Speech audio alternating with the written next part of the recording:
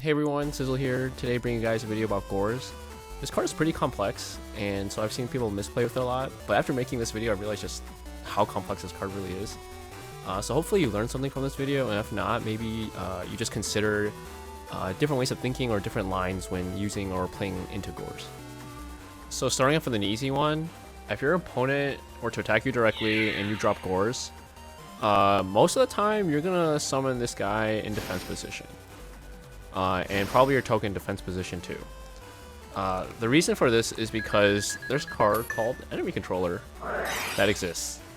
So what they can do is, if you were to summon, let's just hypothetically say I summon this guy in attack mode. Since it's still the battle phase and Enemy Controller is a quick play, they could tribute their monster, and they target your Gorz, and you'd have to give it to them, and then they could swing with Gorz since it's still the battle phase and kill your token.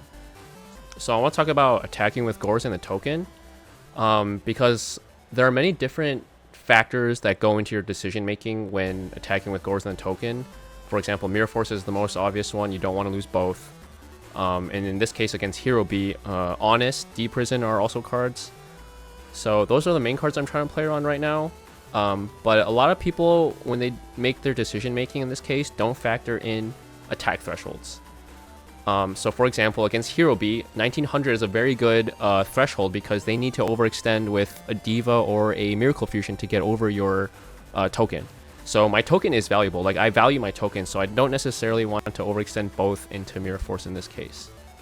So on the flip side, let's say I'm playing against Vayu Turbo, and they just attack me and I drop Gorz on Armageddon Knight. Well, Vayu Turbo's attack threshold is 2300, and they have a lot of monsters that just get over this 1400 token, like Greffer, Card Trooper, Sirocco. So I don't really value this token as much.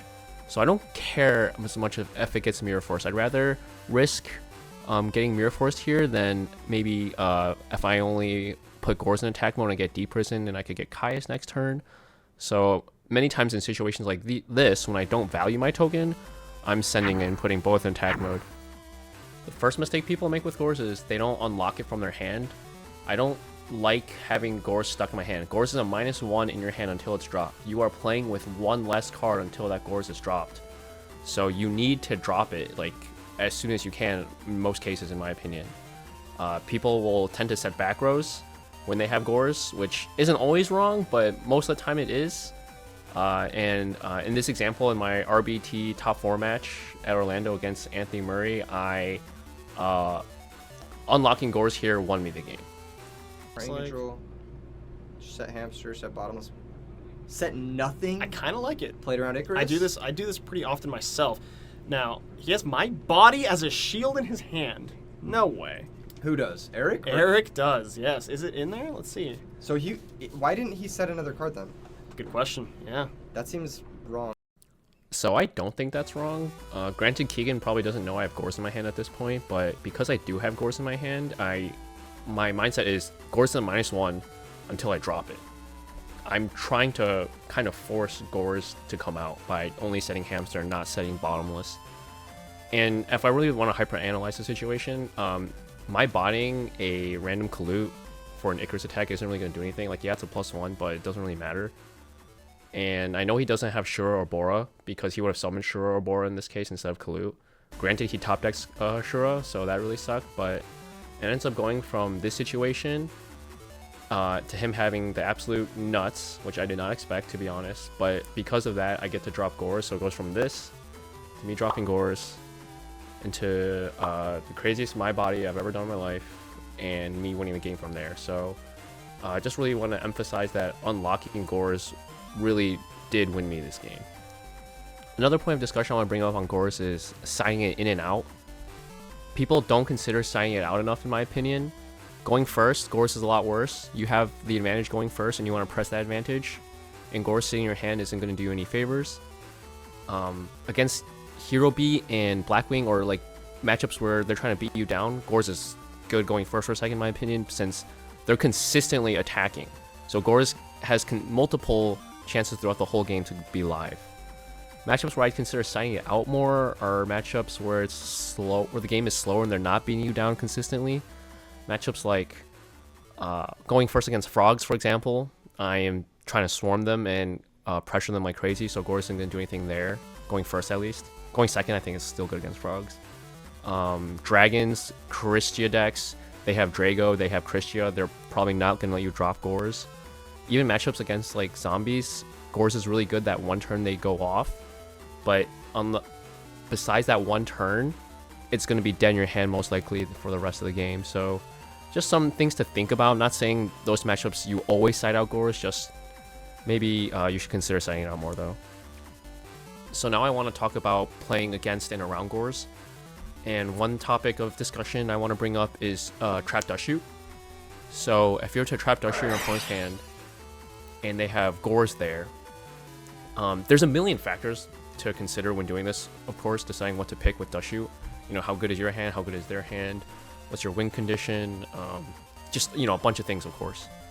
But two things I want to bring up when Dustshooting and you see Gorz in their hand is, one, are you the aggressor or degressor in the matchup? Like, if I'm playing against Frog Hero and I'm playing against Blackwing, I'm gonna consider getting rid of Gorz more than I would if it were like a Frog Mirror match. Like, that card might not be dropping for a while.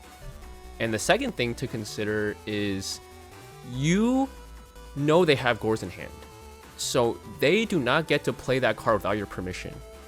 So that's another reason, depending on the matchup, I might not always pick Gorz if I were to see it in their hand, because it's up to me. Like, I say when my opponent gets to play that card, and if I don't want them to play it, they're not going to play it. So maybe my hand's not too good and I need to stabilize a little more, and they have to play with a brick in their hand the whole time. That might be better than putting it away. So a lot of people know in order to play around Gorz, you've heard the term attack from lowest to highest. However, that's not always true. If your strongest monster can't run over Gorz, you actually want to be attacking, I guess I'm going to call it middle to lowest to highest. So in this case, the correct play to play around Gorz efficiently would be to attack with Grepher first. However, let's assume I'm an idiot and I'm going to apply the lowest to highest philosophy in every scenario. So by attacking with Armageddon Knight first, my opponent can now just drop Gorz. And since my strongest monster can't get over Gorz, Gorz is just going to block every other sequential attack that would have came through. So yes, my opponent gets a weaker token. However, if I were to have attacked with Grepher, I would still be able to destroy the token. But by attacking with Armageddon Knight first, I lost out on 300 points of damage, and sometimes that can cost you the game. Okay, but now let's assume the same scenario, but I now have a monster that has more attack than Gorz. In this case, I should be attacking from lowest to highest, because at any point, if I do lowest to highest, if my opponent were to drop Gorz on any of the attacks, the next highest monster will be able to run over the token, and the Colossal Fighter, in this case, the monster that's stronger than Gorz, will be able to run over Gorz. So in a scenario like this, you would attack from lowest to highest. So another weird scenario is when you have a monster that can blow stuff up main phase 2, namely like Dark Arm Dragon or Judgment Dragon, I guess maybe like Snipe Hunter, I don't know, stuff like that. You need to thoughtfully consider your attack order.